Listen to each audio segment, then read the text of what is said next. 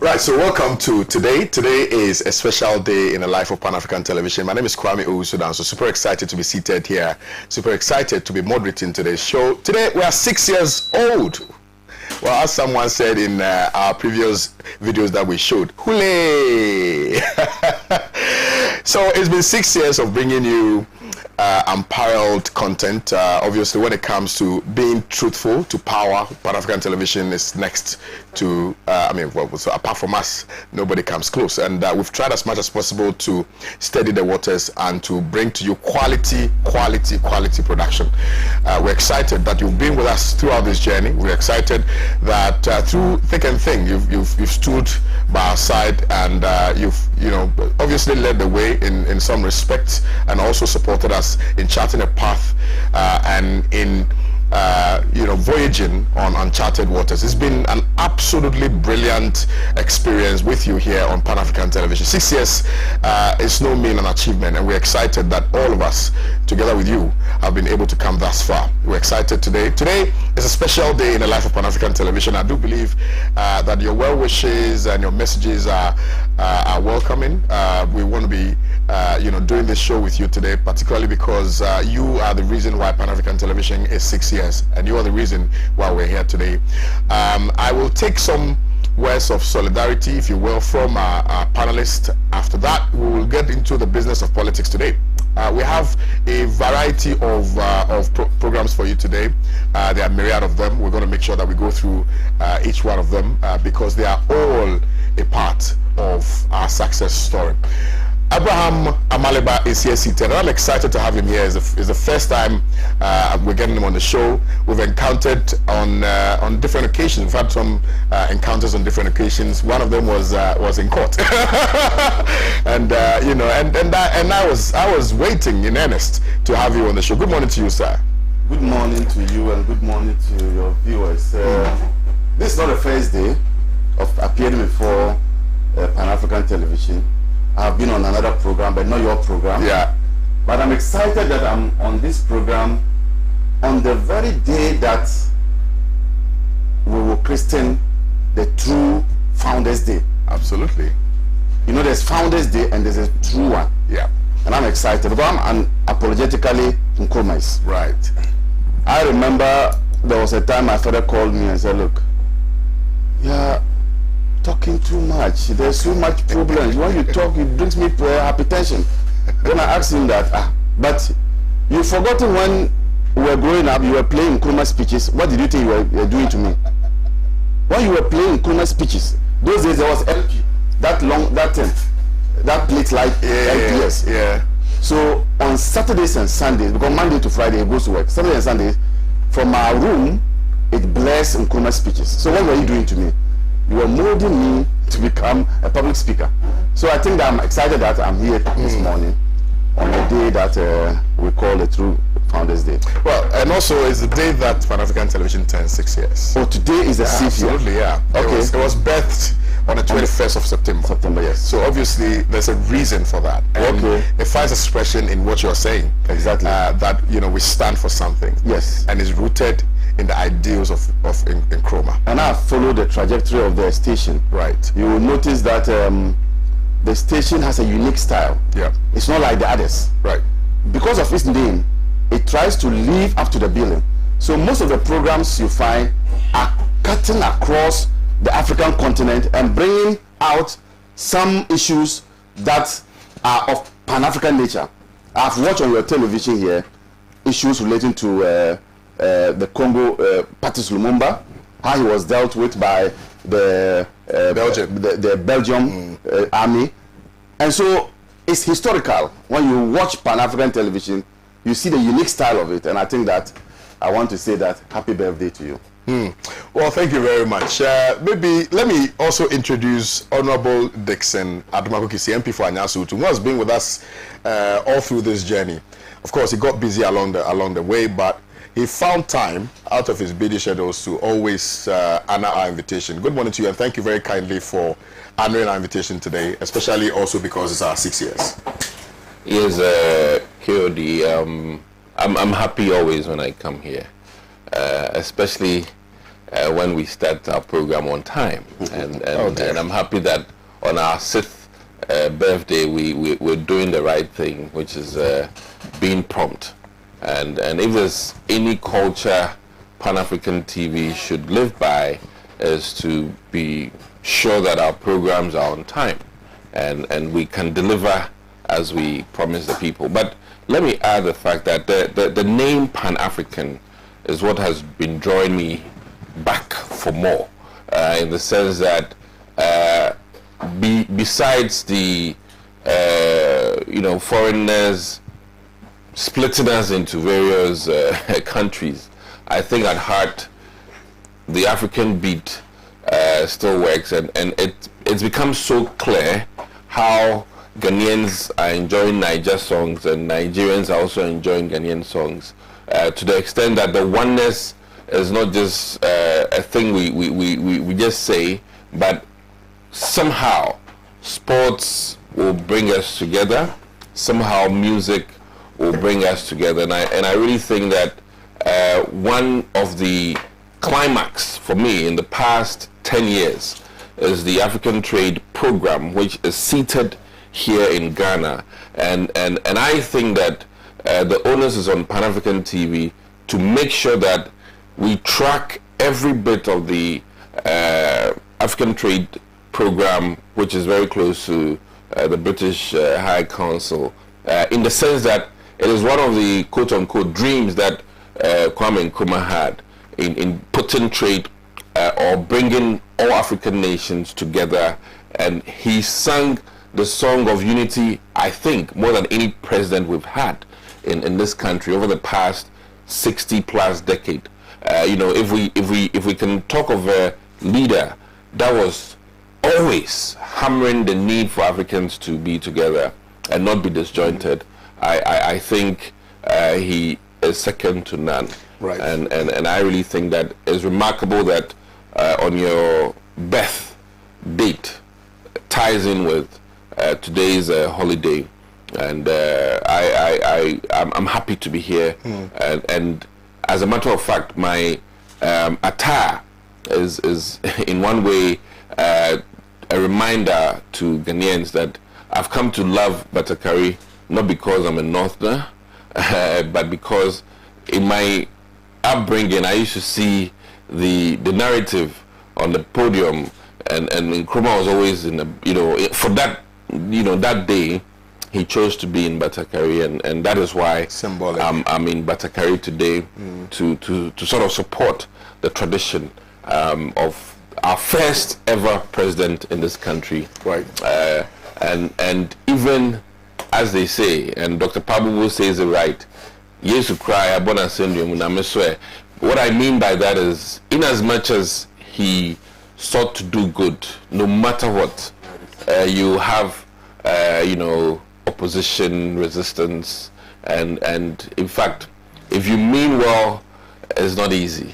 Right. You have stiff, strong opposition. And I'm a student of politics at this point, and I have to give respect to those who have gone before me, because we stand on the shoulders of those who have gone before us, regardless of what we may think. Right. So that's why I'm here. Happy birthday. I owe Pan-African TV. I think there are more men as I see today, so I owe them not chocolate cake, but vanilla cake. I think men like vanilla cakes more than chocolate. That is another debate, right? And I'll leave that for Ivan another day, whether men like vanilla cakes or chocolate cakes. But happy birthday, and may Pan-African television live long. Well, thank you very much, and with your support, we will continue to tide the waters and ensure that we bring quality content to our viewers. Well, thanks for the platitudes, albeit that you had some reservations, which we're going to definitely work on. It's important that we we learn from our achievements, and in places where we failed, we also try to build upon it so that we can get better. So thank you very much, sincerely, for being honest and truthful with us. My next panelist is Mr. Michael Niyaboy Anand, who is a financial analyst. This is my first time of meeting you on my show. Sure. But I've seen you on several other platforms. Good morning to you. Good morning. And thank you sincerely for honoring our invitation. You're welcome. On this day, what do you have to tell us? Well, to wish you a happy birthday. And your strategic happy birthday. Can never be forgotten. Yes. Since it was linked directly with that of Nkrumah, I think yes, we normally say Founders Day and all that with the apostrophe before the S and after the S and all that. But there is one fact. He was the leader. He became the prime minister and he became the first president. That cannot be changed. That's a signpost that cannot be changed. What I'm sad about was a few weeks ago, we saw every Ghanaian or African flying RIP to some queen somewhere.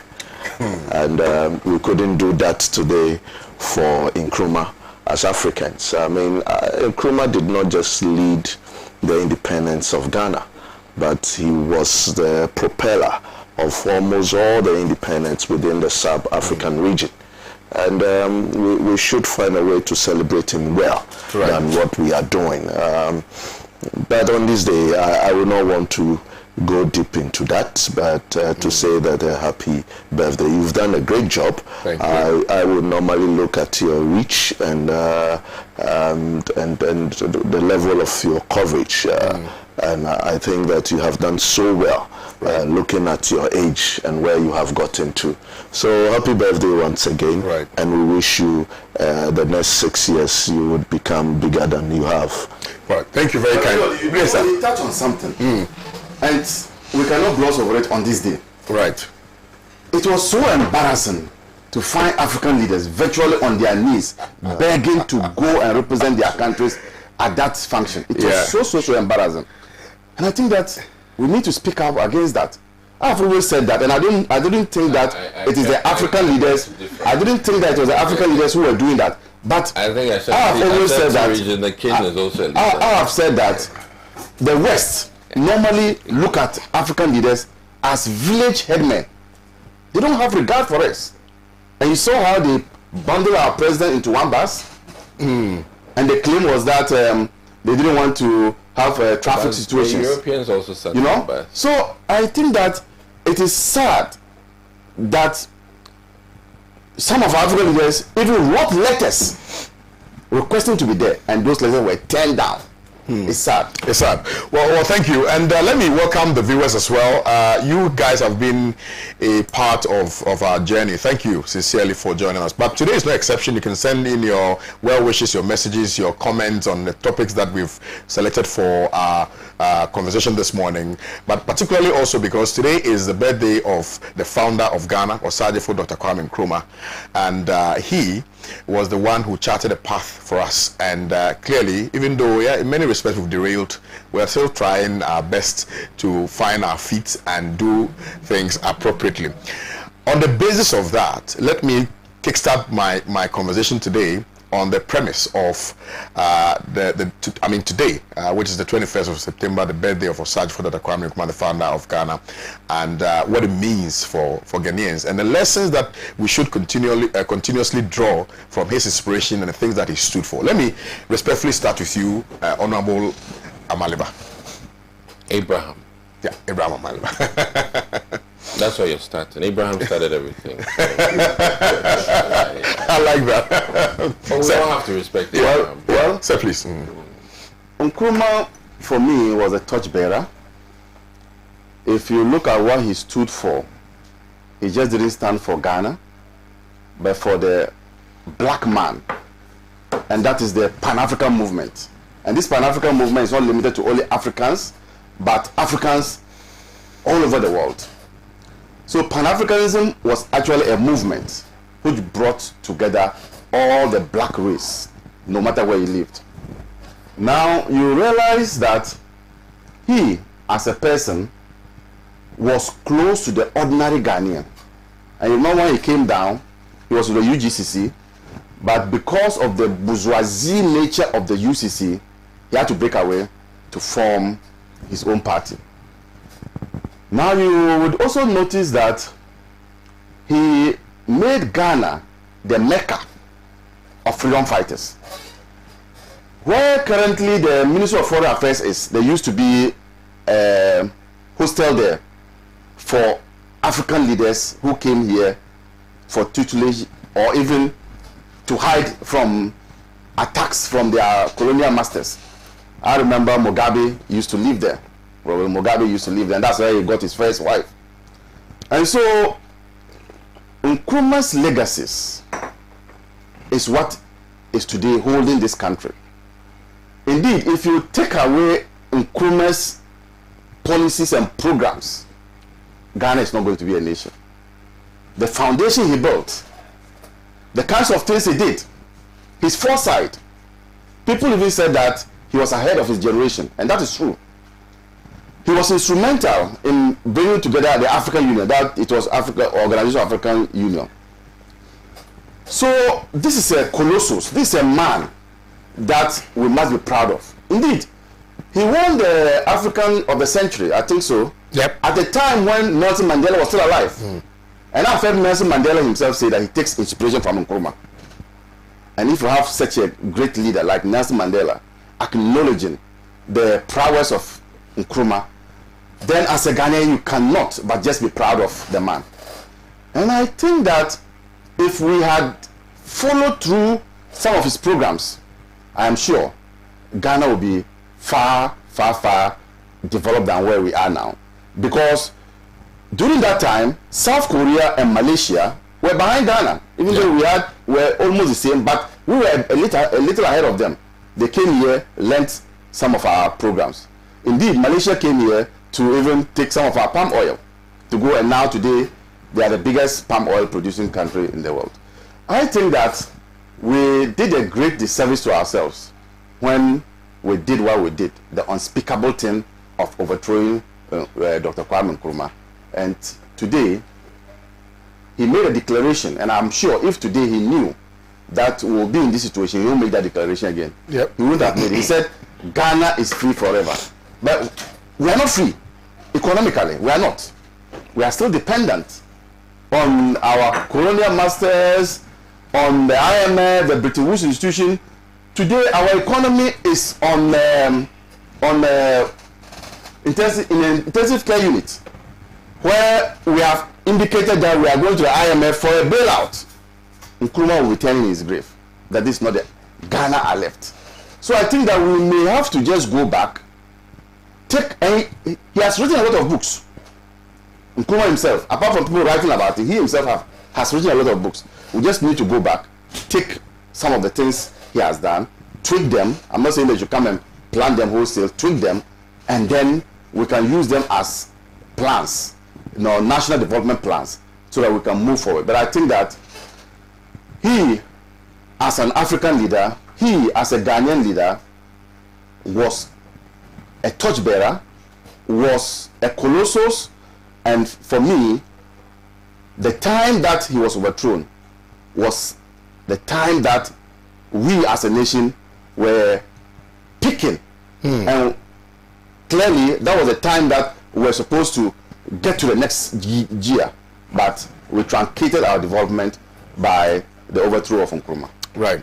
Well, thank you very kindly. One of the things which is still fresh in my mind is the speech he gave in Addis Ababa in 1963, and which was eloquently delivered and manifestly, made to the effect that if Africa was going to develop, if Africa was going to be truly independent from the shackles of colonialism, there was a need for the unification of the continent. And he, at that time, appreciated the need for independent states, but then went ahead to say that even if we want to enjoy our independence, or if it was sovereignty as independent African countries, there was a need to build some level of consensus in the areas of military command, in the areas of, for instance, trade, in the areas of currency, etc. I mean, today, and you found a way of bringing in that conversation, and I'm still staying with you, Mr. Maliba, that can't we go back to the drawing board and see how all African leaders can come together and build a workable plan for the purposes of sort of, you know, bringing African countries out of this economic doldrums that we're in, because clearly we are not by ourselves finding solutions to the problems. After, yes, but the model itself does not really find expression in success. You know, Kelly, I told you that I grew up listening to Nkrumah's speeches, and you talk about the 63 speech. Look, any time Nkrumah took to the podium, his colleague heads of states were quiet. You could hear a pin. In fact, you could literally hear a pin. If it drops, you could hear the sound of that pin. Because they knew that this was a man who embodied wisdom, intelligence, and above all, was an advocate of African Union and African unity. The African High Command, that's what you were talking about. Where he spoke about having one standing army. And that could be ready at any time to move in and deal with, you know, uprisings and those things, so that the African continent could remain the same. So today, if we had, exactly, I was going there, if we had that African High Command, Boko Haram wouldn't have been misbehaving in Nigeria. We will have those Sahelian countries, Al-Shabaab and those things. So I just told you here, while sitting here, told you that he was ahead of his peers. And you see, if Nkrumah was born during the days of Jesus Christ and Moses, in fact, he would have been a prophet. He would have been Prophet Nkrumah. In fact, he would have been one of those who could have been seen as somebody who can chart his own religion. Why? Today we are struggling with one common currency. Just one common currency in the West African sub-region. We are struggling with it. Look at our own Ghanaian currency. If we had a single ECOWAS currency, this wouldn't have happened to us. Right. So I think that you are right, and I'll support what you are saying. Just go, take Nkrumah's ideas, duster them, and let's see how we can tweak them and implement them. Well, Dr. Abdullah, let me come to you. You know, this issue about Nkrumah, his legacies, the things he stood for, even the way we eulogize him and how we are divided in our appreciation of the singular role that he played, albeit that he did so with the support of others, you know, in gaining independence for our dear nation, Ghana, and the resistance that he faced at the time when independence was gained and even thereafter. Why do we have to wade into the conversation about who the founder of this nation is and who the founder is not, and why your party is so bent on, disdaining the legacies of Nkrumah with some veiled platitudes? Why are we doing that? Okay, so first of all, let me be very clear that my appreciation of our first president of this country is by my own intellect, you know, not necessarily here to talk strictly and only for my party. Our party is very accommodating of independent ideas, and I must say that that two things we need to be clear about, and it is without a doubt in my mind that one, we can't change history in terms of who became president. Two, the founding of this country, we get it mixed up, and let me be a bit loyally here, and what I mean by that is that Ghana was in existence, Gold Coast was in existence. The wheels that were turning towards democracy were in existence. So the schools of thought, which has to be very clear, is that the nation Ghana was there and governed by the British, and then we wanted to rule our own selves.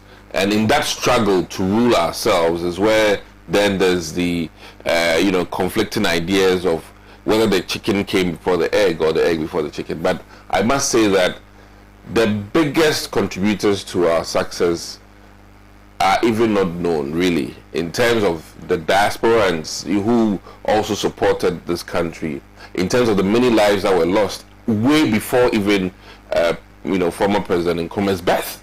Because I must say, shall we ignore the Ya Santuas and all the people who fought the British or the colonial masters way before our time? We can't discount it. I'm of the school of thought, as Einstein has always said, that he's achieved what he's achieved based on the work of many people. And academia will show you that no man is an island.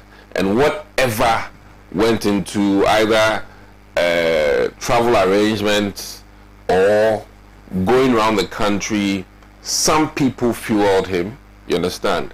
As a politician, we all know that clearly President or former President Kwame Nkrumah, in the early stages of him moving through the country, was supported by some businessmen, So I would beg to differ, quote unquote, in the sense that we need to be very clear about the fact that the nation was there.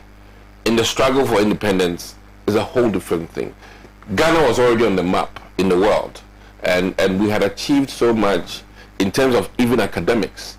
And it's unfortunate that we don't sell our own, because many Ghanaians had been in the academics, many Ghanaians had been in the medical arena, many Ghanaians had been in the music arena, and I mean, yesterday was a powerful day when I met the writer or the creator of Love Brewed in the African Pot, and I must say that the Ephraim Amus, and I mean, Ghana has been rich of many people.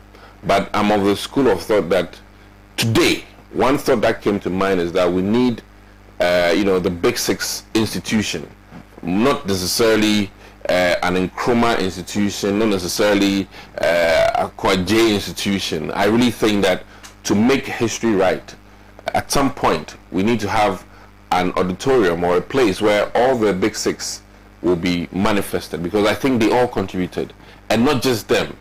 The people that were shot and killed, a lot of people died for our independence. So this back and forth struggle, our own history has to be right.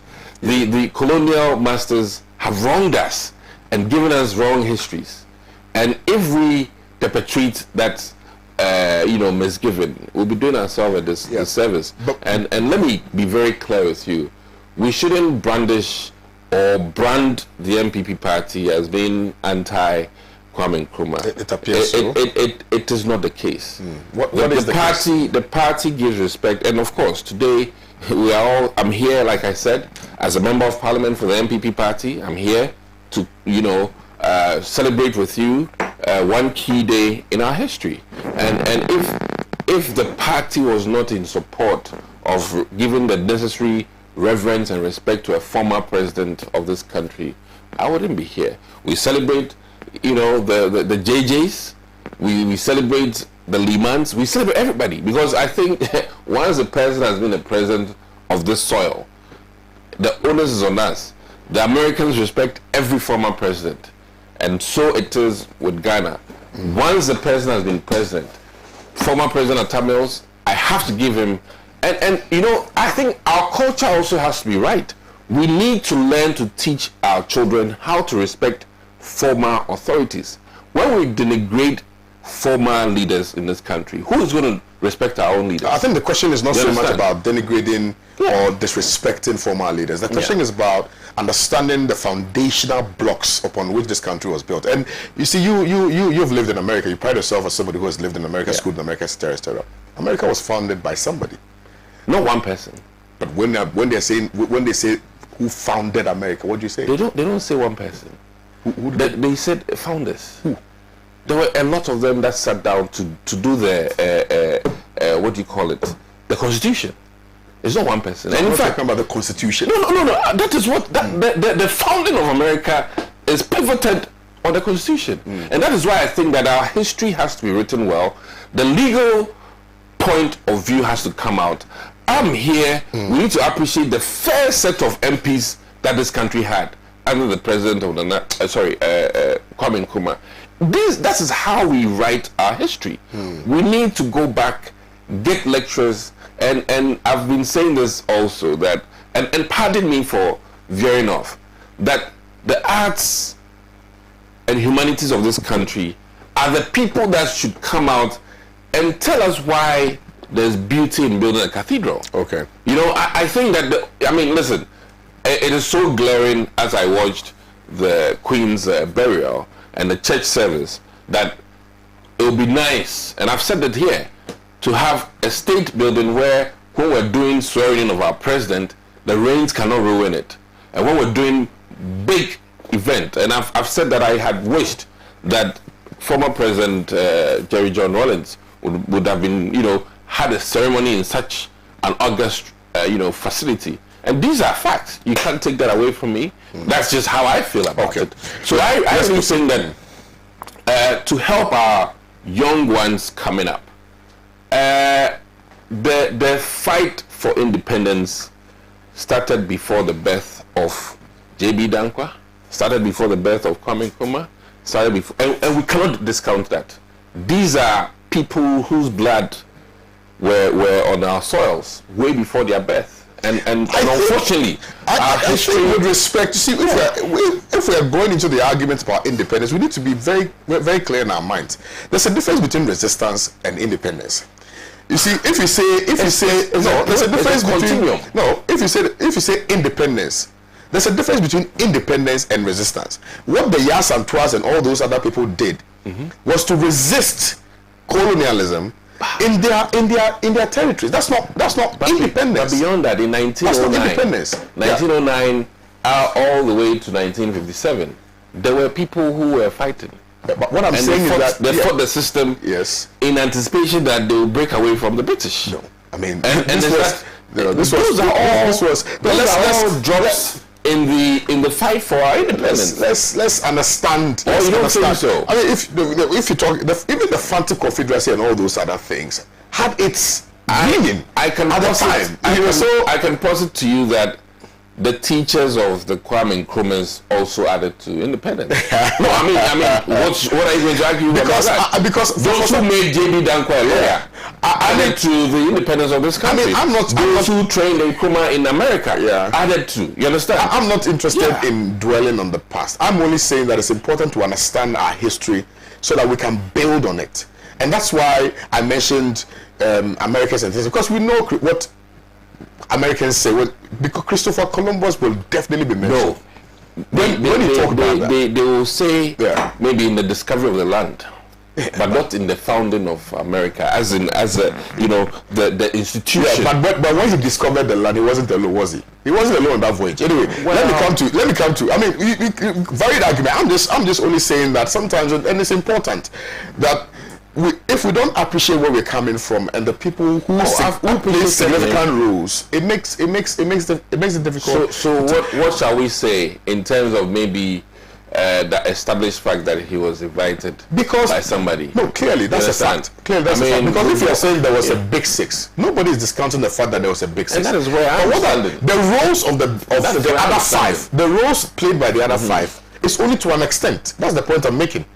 That's the point I'm making. The roles is to an extent. The big one is the one who carried us to the shores, and that is very significant. And in as much as we are appreciating the roles played by the other five, we should not also discount the fact that the big one played a significant role, which is independent of what the five did. Can I say one last thing? Say it, and then I know you're itching to speak. I'll come to you. We all know Margaret Thatcher. Yeah.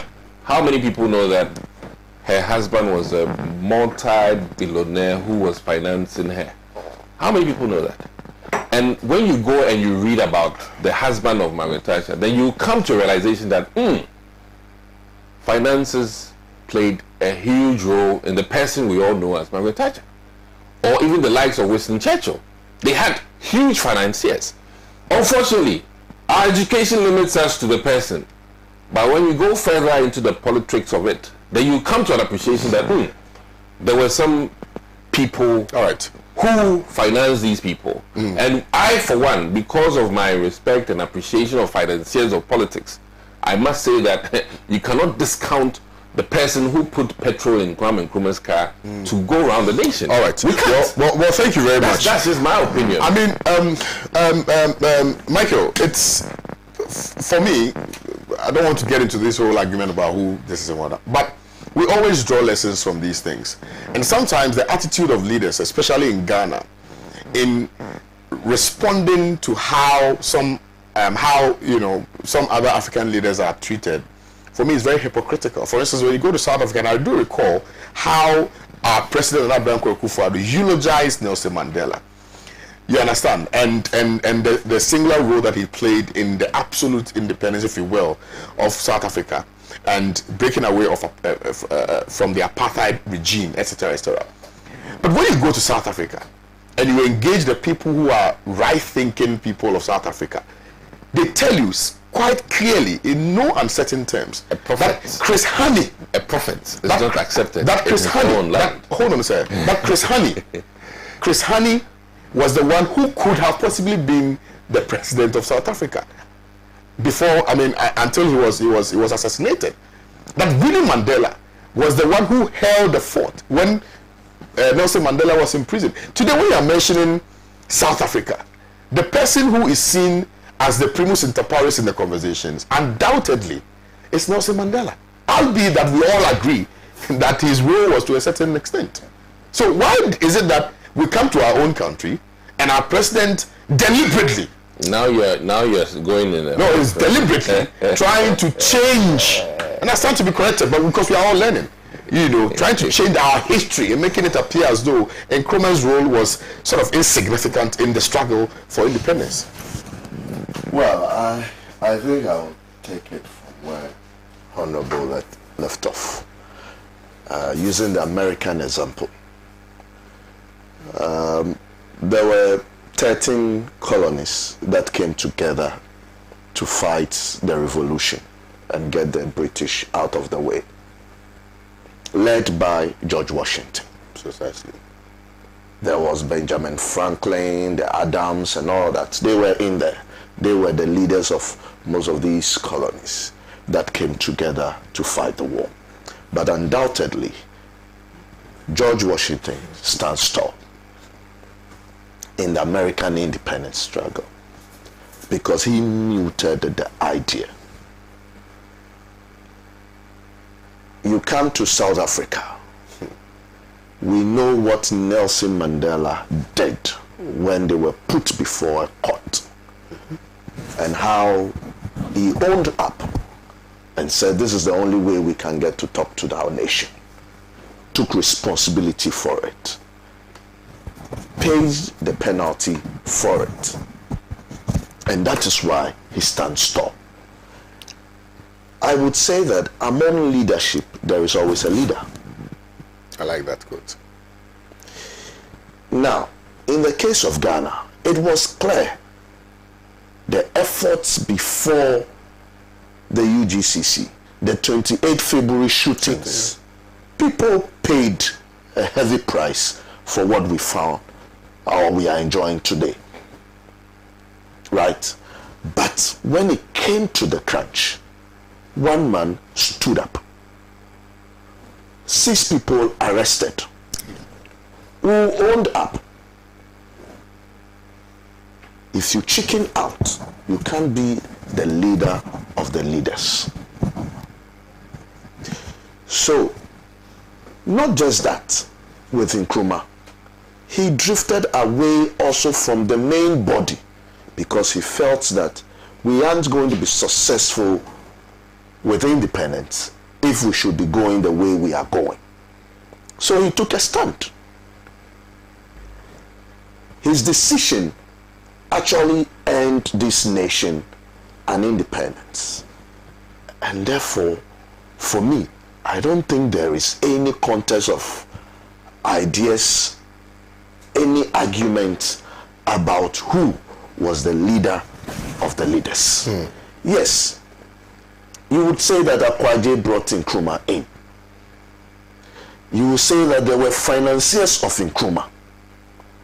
Our Mokola women financed the CPP. That's a fact. There were Ga merchants who were financing the CPP. Nkrumah's office was not his personal property. Somebody gave it out. People contributed to what we find today easily to disdain and to throw debt at. Bottom line is that Nkrumah has no equal within the then leadership of the CPP or the UGCC.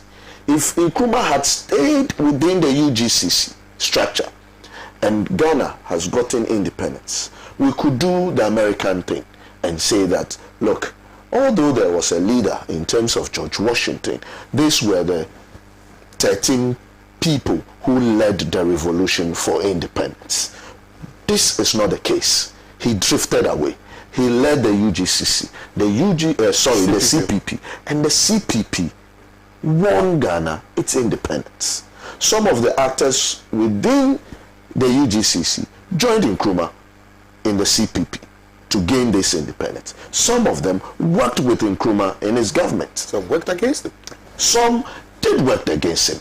And I would say that in every politicking, you would have opposition. It has never been. Even with the Americans' revolution, there were opposition to it. And so it is natural. There can be excesses, and there are excesses in every government. Even in our democratic dispensation today, are you trying to say that every excess is happening today under the current president means that he wasn't democratic, means that he wasn't the leader of the NPP who won power for the party? No, we cannot say that. In every, and especially with people who break out the chains, their excesses you would find out to be more, because in those days it was difficult to control. We had lived under the control of the British in a certain style, which Nkrumah couldn't have continued. And people thought that they could do the same things, even when they did not do that under the British, because they have their fellow black man leading them. So, yes, if you say Nkrumah threw one person, two others to jail, some of us also suffered. Our grandparents also went to jail under Nkrumah. But that will not change the fact that he drifted off. He led the leaders. He was the leader of the leaders. He won us independence. His ideology, his stand was successful. And that cannot be changed. That is a huge signpost that you cannot go bypass. And I think that we should go beyond just that in terms of eulogizing Nkrumah. He was an African man. He knew that Africa needed to create a market, a singular market that can fight the global economy that we have now, which we did not take to, and we are suffering for it today. He is one holistic developer that you cannot touch any aspect of this nation development without mentioning Nkrumah. From sports, acrobatics, name it, orchestra, you find Nkrumah's hands almost everywhere. He is not just a visionary, he was a holistic developer. All this happened under an era which we must take into consideration, that this was the Cold War era. Yeah. And each person must take a stand between the Soviets and the Americans. And this is a man who navigated his way through for many years. Neutrality. And was so successful in all this. It was the Americans who got us the Valco. At the other wing, the Russians were helping Nkrumah to arm most of the South African countries in terms of the Mau Mau movement and all that. Nelson Mandela and all of them had benefited from Nkrumah's largesse, even Egypt. And therefore, we must recognize and celebrate the man for what he was and who he was. We shouldn't fail as Ghanaians to put Nkrumah first and topmost on the African continent. These kind of back and forth, who is a founder, who is this, we are only selling our birthright to others who don't deserve what we are. Today we mention Nelson Mandela, and it's as if he was the all in all. Which for me, I think he does not belong to that place. Absolutely. If you look at it critically, I will even give after Nelson, after Nkrumah, I will even bring Robert Mugabe before Nelson Mandela. He was in jail when his wife was fighting it all. Absolutely. Chris Hani and all those others. You understand? Amilcar Cabral. Yes. You cannot say that the wife did not pay a heavy price. She paid a heavy price for it for all these years. And you could remember the songs on the streets of South Africa when Nelson Mandela was released. It was without Winnie's name.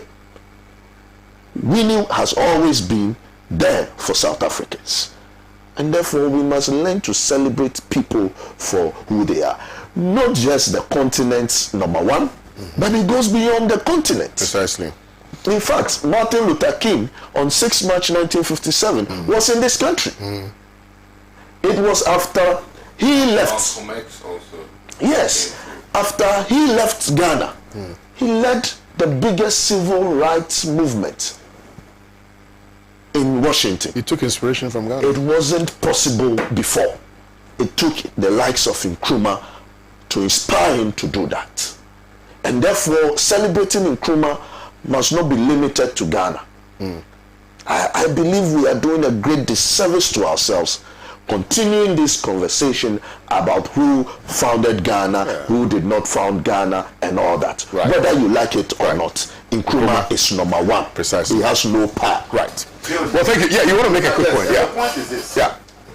We were making some comparisons with the American situation because they have founders. But you see, he rightly indicated there were 13 colonies. These 7 men, he's tried to mention some of them. There were 7. Jefferson, Adams, and all those people. There were 7. They acted in unison to bring the colonies together and to attain independence. In our case, that's not it. In our case, indeed, those who today want to be part of it acted against Nkrumah. Indeed, when Nkrumah was arrested, not only Nkrumah, when all of them were arrested, J.B. Dankwa blamed Akwaje for bringing Nkrumah down to be causing them problems. And he rightly indicated that in South Africa, the speech Mandela gave in court alone was enough for his colleagues who were also arrested with him to even see Mandela as their own leader. So among the leaders, they chose Mandela. So when Mandela came out, he didn't even want to stand. Yeah. But it was his own prison graduates who told him that he should stand because he is their leader. And that's how Kekam stood. So Nkrumah's own in Ghana is such that those who today want to be glorified alongside Nkrumah rather acted against Nkrumah. Why? Independence now and independence in the nearest possible future. Nkrumah's own was independence now. Those who want to be eulogized today will say Nkrumah independence in the shortest possible time. So you would notice that the acts of Nkrumah were diametrically opposed by the other group. Right. So today you cannot be claiming what thank you didn't fight for. Well, thank you very much. We're still in the studios with Honorable Abraham Amaliba, Dr. Dixon Adumakukisi, and Michael Niyaboy Annan. We just dispatched with Nkrumah's legacy matters. Now let's come back and discuss another very important issue. But before that, let me go for this quick commercial break. On my return, it's important to discuss this matter because the spokesperson for spare parts dealers in Ghana, has been talking, and he says Ghana needs a better economist. Ghana needs a better economist. Bawumia has failed. Whether that is true or not, we'll come back and discuss that. Stay with us.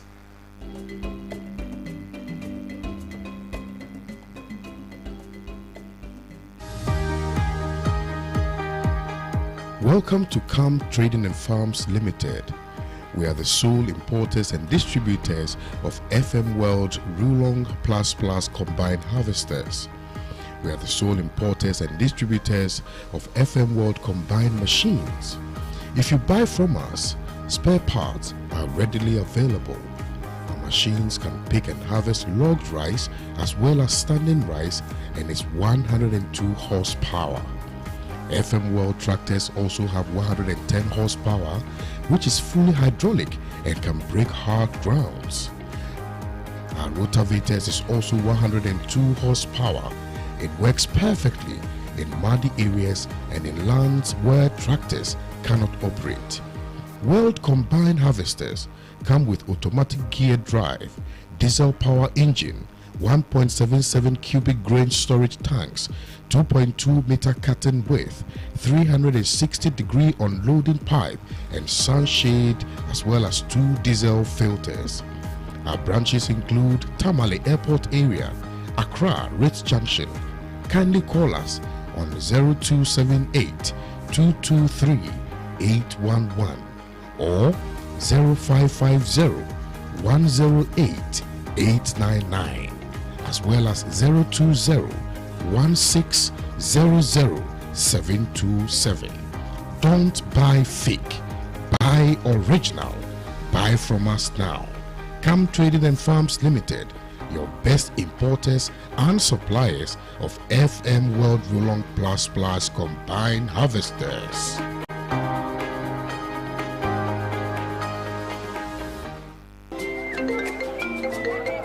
Hello, information. Madam, Me, I have still not got the money for that list of expensive building materials you sent to me. The price of the iron rods have been increased too much. Madam, relax. Look, that's not why I did call.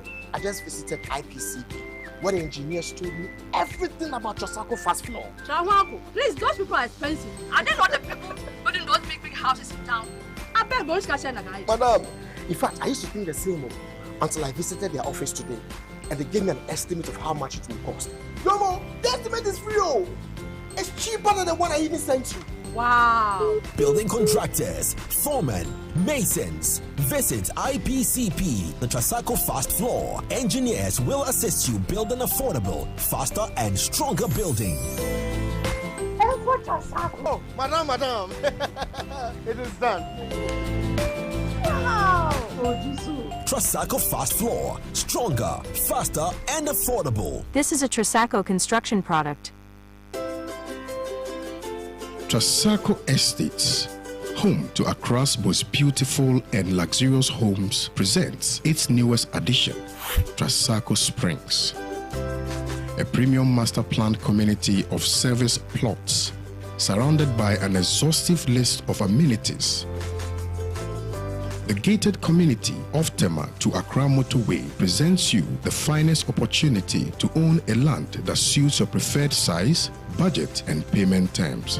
Trasacco Springs is open to you for development. Our on-site sales executives are ready.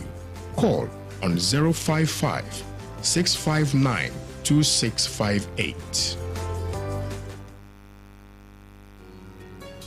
Welcome to Ridge Royal Hotel.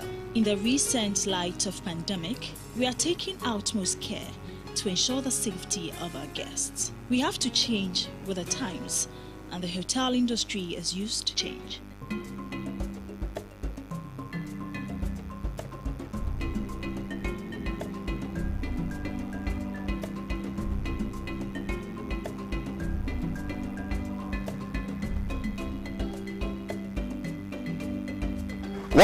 Welcome back. Today is Nkrumah's birthday, Osai Nkrumah's birthday, and also the birthday of Pan-African Television. We're here in the studios with 3 of my favorite people in Ghana, and we're discussing all relevant matters here on the show. Before the break, I did mention indeed that the spare parts dealers in Ghana have been complaining. They've been complaining bitterly. And I brought this topic up because we have a financial analyst who I'm sure would be able to deal with all the nuances for us in respect of our economic trajectory. And so I perhaps may have to start with him so that he gives us a breakdown of where we are, where we were, where we are, and possibly where we should be and where we are going. If there's any light at the end of the tunnel for the Republic of Ghana. Clearly, Professor Hankey has also been... Before he comes, there's one song that rings. Which one is that?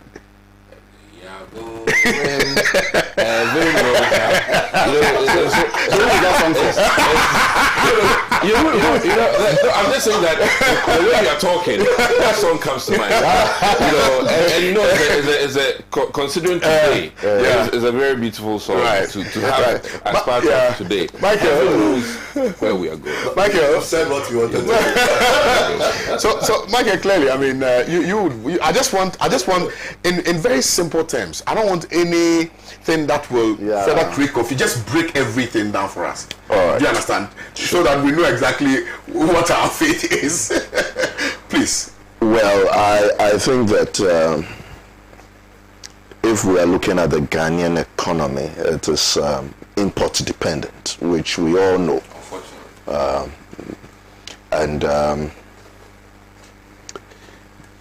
Looking at this administration and what they inherited, what they have received so far, and where we are going, to analyze the situation we find ourselves in, I would want to pick on some few issues to talk about.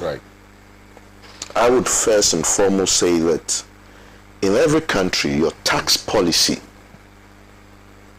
actually would direct the flow of capital. How you position yourself in terms of taxes would mean that investors will find you more attractive. And then when they do that, the flow of capital will increase towards your country. If you do the opposite, you will find out that capital will rather fly out of the country. When the NPP took power, in the few months, there was a clear indication of relaxing taxes. In fact, they had promised in their manifesto of reducing certain taxes and taking out certain taxes completely, what was referred to as nuisance taxes. And then a promise that the corporate tax of 25% will be reduced to 20% in their manifesto. This gave investors certain confidence. Again, there was a running IMF program that clearly, getting into power, there was every indication that government will continue with the program, and they did continue with the program and even had extended it to 2019. That has given us some physical space, and therefore we all of a sudden looked so attractive, and we were directing a lot of capital flow to ourselves. What changed was that we took certain actions in terms of our tax policies. That one had most of those capital that were brought in that flew towards us going back. With the space of, I think, about 65% debt to GDP, we had found out that, well, we could borrow more to do more. And therefore, there was over 113% increase in our debt stock only in 2019 and not in 2020 when COVID hit. What we failed to look at was how paying back of these debts would be in terms of servicing and all that. I'm on TV. Looking at the kind of economy we are operating, it is very, very, very difficult to say that we can withstand any shock. In terms of our buffers, for me, it has always been very slim buffers, and therefore every shock could break those buffers. But we, over the years, heard how robust our economy was. Then we realized that after COVID had hit, and we have been reckless with spending during COVID, it was clear that we would need more money to pay for our debt, because with all the investment we have done from 2017, it hasn't paid off. And that is where I feel that as a country, we should be looking at, what do we put money in? Do we put money in infrastructure and in certain investments that are able to pay off in the short term when you have very slim or weak buffers? Or we put money in infrastructures that cannot pay for themselves even if you give them 100 years? That is what we ought to look at in terms of our economy. I think one other thing that we have deceived ourselves with is how we compute our GDP. Our GDP computation basically encompasses everything. The hospitals we build are part of our GDP. The roads we build are part of our GDP. And therefore, realizing that all these things we put up are backed with debt, then in actual fact, your GDP, what you call your growth, is actually debt, and nothing but debt. It is about time we move away from that and go towards the income GDP, where it is about the income you earn, what I earn, what a company earns as income. Just imagine saying that what a company produces in terms of stock is the GDP of the company, and not the revenue, not the sale is able to achieve, not to talk of even the profits. Because mind you, if the cost of you producing is more than the cost of, more than what you receive as revenue, then your GDP is negative. And that is the structure of Ghana.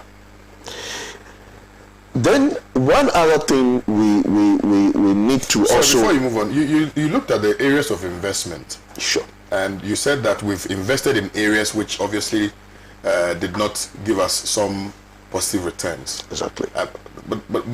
So what do you think should have been done in that respect? And specifically, what investments are you referring to? Which areas do you think we should have invested in, or we could possibly still invest in, so that we can generate some revenues from? Because I do remember once upon a time, I chanced on a radio program where one of the MPP big dons was being interviewed, and he admitted that they hurriedly implemented the free SHS, for instance, and that, in his estimation, was a bad investment, and several other areas. So I don't know whether your submission finds expression in what he said, or there are some other areas of investment that we made which obviously was untenable. Well, if you realize that the flagship programs of the NPP was front-loaded, or I should say that there was no choice, but you have to front-load most of these programs. To be successful, you needed to pay for it. So the free SHS, very nice idea, I support it, but the issue or the question we should have asked ourselves is, would that give us a workable or an employable youth? And if that gives us an employable youth, by their education that we are putting so much money in, would that improve efficiency? Can we employ them? We cannot employ the SHS. So you are looking at the social graduates. capital Yes. derived from the investment, not necessarily financial. Not Okay. Right. exactly. Precisely. Now, if we cannot, it ends up in financial. Okay. Yeah, precisely. In the final analysis. Exactly. If we are training our young men and women in the various schools, and we are spending money for them to get those education, and they come out and we cannot employ them, that is a negative investment. That's a moral investment. How could that pay for itself? If they don't get into the second cycle and the tertiary institutions or the TVETs and all that, against a country like Togo that is training most of its youth in terms of these artisanry works, the tile workers and all. And today we import them and pay them so much, but when they are going back to their country, they will need your CFA. And so they put more pressure on your seat. One question in respect of that is long term. Are we not running ahead of the time? Because, yes, even the long term. Because clearly this investment will not yield result in the immediacy. So, for instance, you are putting in money in a project where the returns will not be felt immediately. It's something that will be seen in the future. So, are you talking about? So, is the concerns that you have? Okay, has it got to do with the area of investment or the investment? You understand what I'm saying? Where we invested in? Should we have simply just said, okay, well, it's good to invest in free SHS, but our focus really is on technical investment as opposed to social investment? The area is perfect. It's perfect. Okay. It's perfect. We must do put great investment in our educational sector. That is no doubt. Right? What we were doing wrong was the wrong targeting of the investment. That is the point I'm making. That was certainly wrong, and I think the whole program needs to be looked at.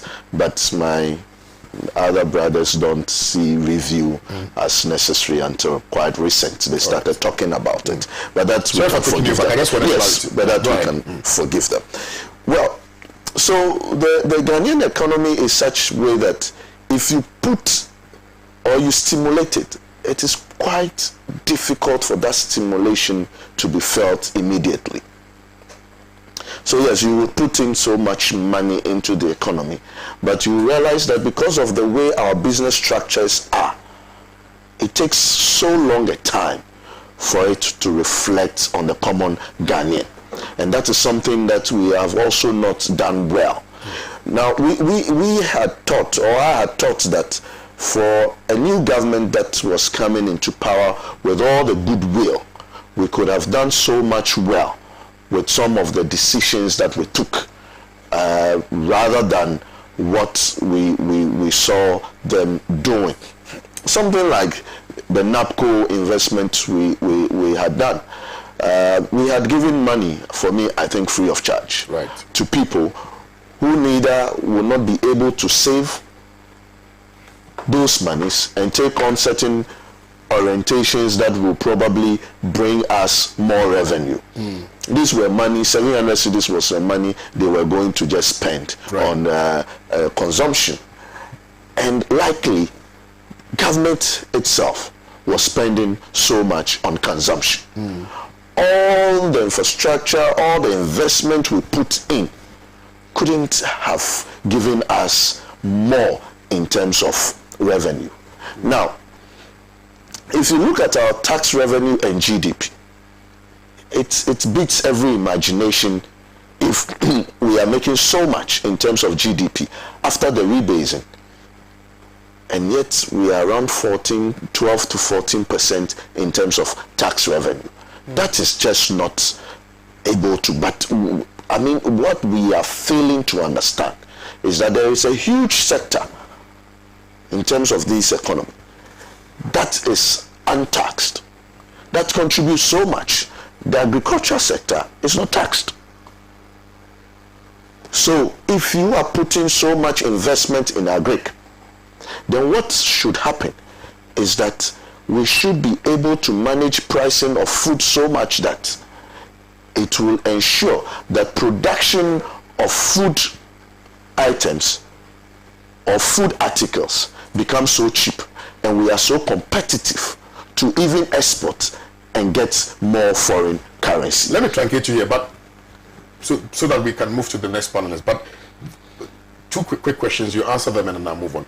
Where are we now And where do you foresee us to be in the next few maybe weeks? Well, we are at a point that we can neither return or move forward. We are stagnant as a nation now. And you see, it takes whoever finds himself in power and his attitude to some of these issues to give some kind of hope and to actually give businesses that believe that when they put in more money, they can recoup it. As it stands now, no business will invest more into this country because you find out that your capital is being eroded overnight because of our inflation. And therefore, we are in a very serious situation. Look, we need a leadership that will bring us all together, fashion a way out. Because trust me, the IMF 3 billion and all the conditionalities will not get us out of this. Afrimix came in, the cash from Afrimix. Well, that's to show up. That should tell you it was a drop in the ocean. Until Afrimix came in, you saw you heard the rhetorics that is going to stop the dollar rise of the fall of the CD and all that. Where are we now? We are at now 10.45. Every indication that we could be ending the year at 15 cedis a dollar. Ridiculous. Right. So look, how do we come out of this finally? How do we come out of it? Fiscal policy. Because it appears from where you sit and from the submission, if I can glean anything from the submission that you've advanced today, clearly we've made wrong investments. Yeah. In areas of education, in areas of agriculture, in areas of power, in areas of in many of the areas, clearly they are wrong investments. Yeah. How do we now backtrack to say that, okay, for the next 2 years we intend to do A, B, C, D, in order that we can at least, create some system of convenience for businesses to thrive? Discipline. And what we hate to touch, we must touch it. Which our is taxes. We must look attractive for investors to want to come in here. The flow of capital is so necessary in today's global economy. If people are moving away from you, you are finished. Was the closure of the banks also part of the wrong investment? Yes, it was so much of a wrong, it was actually a bad investment. Because trust me, banks do collapse every day in the US. But you will never hear of it. It is actually a law in the US that it will not be announced to you that this bank is collapsing or this bank is being taken off. Whatever happens, you are only going to get a notification that today you are supposed to go and deal with this bank instead of that bank. Yet, you see, another thing we did to ourselves. No, they don't. They just meant you that. They will just tell you that today you are dealing with Bank A, go and deal with HSBC. So there is no panic. There is no panic. You know, we had a finance minister who sat on radio and said that we will come after the directors of this bank. What you actually went after was investors. Because let them come out and tell us during those periods, even other banks that weren't touched, what was the level of capital flight? People were moving their investment out of Ghana just because of those languages. I had the opportunity to write something. And then the president himself, at the opening of the Stanchart headquarters, reinforced what the finance minister said. And who was advising who? That's Sika and Penois. And we were there talking, this and this bank, and they have... What you did was to erode confidence in your own economy. The financial sector of every economy is so significant, so important. Look, the US in 2007 was collapsed by the banking sector or its financial sector. The mortgages were burning and all that. What you don't know is that the US saved a lot of those banks without talking. A lot of those financial institutions like Fannie and all that, they did save them with huge sums of money without talking. And you know what? It paid off. Well, thank you. The US made more than $2 trillion of a profit in those investments they did into saving those banks. Right. How much of investment that we put in and how much of savings have we made? What is the returns of creating the consolidated bank? What are the returns? It's like Show us. It's like a blind man leading a black flock. Exactly. A blind flock. Exactly. Anyway, well, so we're still here on Pan-African Television, and I've enjoyed every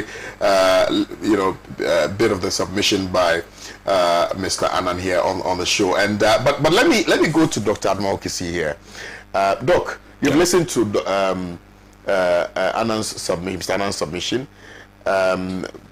Clearly, confidence in the finance minister, the leader of the economic management team, and a lot of the managers of the economy have eroded. Clearly, people have lost absolute confidence.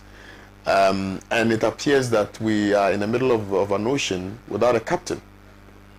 What do we do? Well, Kirodi, let me be very careful here, because we're dealing with people's sentiments in the country. And let me say what I said after the last budget review in Parliament. I said that I'm happy that we have a finance minister who admits that times are hard, and I think that looking at all that has happened, I still stand by that point that his acknowledgement of times being hard is very crucial. In other jurisdictions, some finance ministers would not even admit that times are hard. So I'll commend our finance minister for that. And I also think that it's been a humbling experience, because what he had wished for, what the economic management team had wished for, unfortunately, and without a doubt, these are facts, got derailed along the line. And let me also come to terms with the fact that the finance minister wholeheartedly on TV admitted that he would have wished that the free SHS scheme would have been rolled out in a different fashion. Absolutely, yeah. Considering what the president wanted from the numbers point of view, which goes to the fact that all the decisions are not necessarily a one-man decision. And at the table on cabinet, he expressly made that point clear, that he felt that the free SHS should have been done in a different fashion, whereby there are many men and women who can afford to pay for the awards tuition. Right. And he would have wished that it would have been graduated where the very vulnerable would be catered for by the system, which would have then reduced the burden or the expenditure, because in all honesty, when I looked at the budget per year for SHS, and I look at the needs in terms of hospital infrastructure, the needs in terms of roads, it hasn't been easy. If even half of the money for SHS was put to our roads, a lot of Ghanaians would say, hey, what a wonderful, government. Because these are tangible, seeable things. But education, the education bit. Education is a very difficult investment. It's almost like having a stepdaughter, stepchild, and you spend so much on the education and you can't show, because all that you've spent is in somebody's head. And the only way you can show is that Abraham now is a lawyer and can handle my case when I have a problem, or KOD would have been reading cattle crossing as Choba, but now KOD doesn't read cattle crossing as Choba, and because of that, his driving skills has improved, and your passengers are less likely to be injured. So these are very intangible things when it comes to educational investment. But then I can say on this, platform that Nana Addo Dankwa Akufo-Addo will go in history as the one president who, took a lot of our wards to school. In one precinct, the idea was that some should be educated now and some should be educated later. It's almost like the independence now, and some wanted it later. And when it comes to free SHS, I would say on authority that history would judge the president as one person who took a lot of people into education and pushed them hard. And I think he will not be faulted for that, because many students will come out in the future, in the next foreseeable future, to be doctors, architects, artisans, who may have not had the opportunity if not for this policy. And that is when we will be able to fully, and borrowing from Kwame Nkrumah's way of talking, fully, largely, expressly appreciate this investment, which today we may find very difficult. And human capital in the best of economies are difficult to explain the benefits. Human capital investment.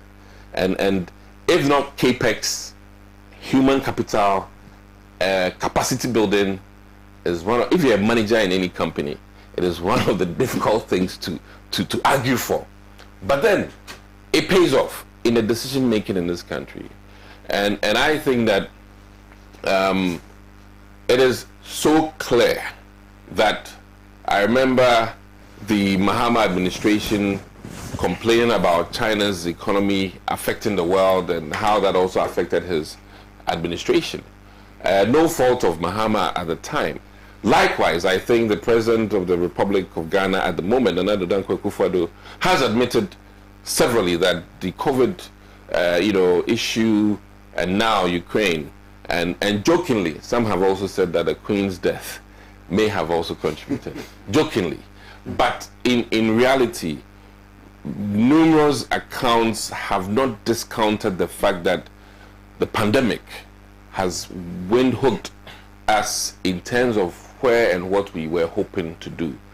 Others have also argued that, the wage bill, and when we say wage bill, it includes a NAPCO, it includes some of these things like additional monies for nurses, additional monies for teachers, have also impacted us. But I also am of the school of thought that our clinicians' attitude have changed.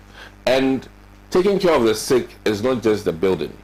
The human beings that are there, the incentives that excite them, the doctors who can now further their education, all of that cannot be discounted. And I think that we need to appreciate, one, the challenges of the time, and the fact that the country, Ghana, our motherland, is not insulated from all the other things in this world.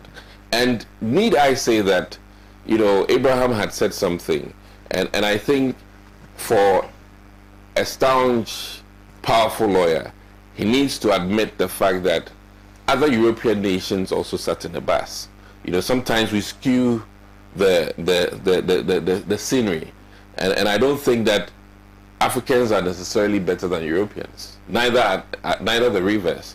So when we are talking, let's be broad in our perspective, and that is what education. Let me bring you back on track. So Doc, I haven't gone off track. Mr. Annan spoke so eloquently and directly about the investment, because I asked him a question on investment. Yeah. Now, he doesn't discount the fact that it's important to invest in education. However, in his analysis, he makes the point that there should have been targeted investment, particularly for instance, in the technical vocational space. So, because it appears that our focus is primarily on general education. No, listen, finance because minister, it's invested, and hear me out clearly. Yeah. I said that even finance minister is of the same school of thought, except that He's not the sole decision maker. And that is why I was saying that it is beautiful that, and this is not something I heard in the corridors of power. He said this on live TV, that he would have wished that the free SHS program would have been rolled out differently. Those who could have afforded, yes. And let me also add that, boss, TVET, which is a technical educational bit, has been strengthened, emboldened by this current administration. And that is a fact. In terms of infrastructure, and as for the Abomosu school, it's so glaring. Even when you are trying to not see it, you can see it because of the videos. You know, and I have been there personally because my dad is from there. And these are investments. And Abraham must admit that that one school knocks out so many thousands of the Mahama, school blocks. And that is a fact. Yeah. You understand? And these are this is they say show work. Look, where we are now. I think in this country, we look at the physical structure standing as development. Yeah, well, it appears so too. Yeah. But that's why I'm saying that. But look, at least on the TV bit, it's not just talk. But he has also shown that, I've put my money where my mouth is. Has that gotten to reduce our demand on country like Togo in terms of technicians and artisans? No, but I beg to differ in the sense that, listen, as they always say, Rome never built in a day, and you cannot have professional artisans when you invest today. Tough, within 2 or 3 years. The best of all this. Even the average window producing, training, you will not be done in 3 years. Look, I understand. No, I'm following you. And this TVET investment really has been strengthened in the second. I wouldn't say second quarter, but the second we are asking of the president. We are asking questions off the back of that which was said by your own party. Okay. Particularly the Vice President of the Republic of Ghana. Really? He paraded himself as one who had the magic wand to address primarily the economic quagmire in which, in his estimation, the John Dramani Mahama administration had taken us into. He was unfortunately unaware that there was a storm. No, exactly. So the question that because finance is like because you make projections and things happen. Because and it would win you. Because we usually implement policies off the back of political party manifestos.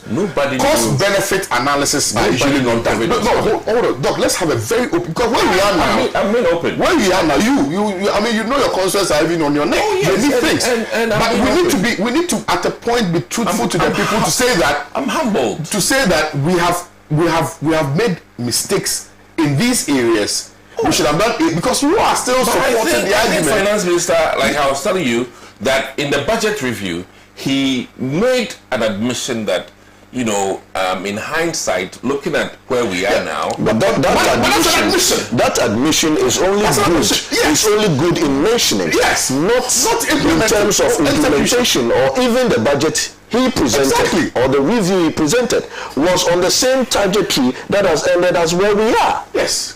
If I'm not mistaken, let me be very clear about something.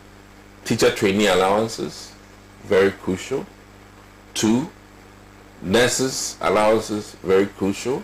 Should that be taken off the table? 2, we are not even paying it. 2, just recently,